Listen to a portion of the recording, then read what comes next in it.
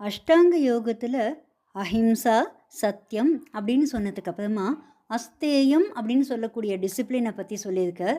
அஸ்தேயம்னு சொல்லக்கூடிய திருடாமை எங்கெங்கெல்லாம் இருக்கோ அங்கே எல்லா ரத்னங்களும் வந்து குவியும் அப்படிங்கிறது தான் அஸ்தேய பிரதிஷ்டாயாம் சர்வ ரத்ன உபஸ்தானம் அப்படிங்கிற ஃபார்முலாவாக இருக்குது. எந்தெந்த இடத்துலலாம் ஆசைகள் வளர்ந்துட்டுருக்கோ அங்கே திருட்டுத்தனமும் இருக்கும் அப்படிங்கிற அர்த்தத்தில் தான் திருடாமை அப்படிங்கிற குணத்தை நம்ம வளர்த்துக்கணும் அப்படின்னு பதஞ்சலி மகரிஷி சொல்லிட்டு இருக்கார். பகவத்கீதையினுடைய 3வது அத்தியாயம் 12வது ஸ்லோகமாக இஷ்டான் போகான் ஹி ஓ தேவாக தாஸ்யந்தே யஜ்ஞபாவிதாக தைர்தத்தான் அப்பிரதாயைபியா யோ புங்தே ஸ்தேன ஏவசா அப்படின்னு சொல்லிட்டு, தேவர்கள் மனிதர்களுக்கு இஷ்டமான போகங்களை எல்லாத்தையும் கொடுத்துட்டுருக்காங்க.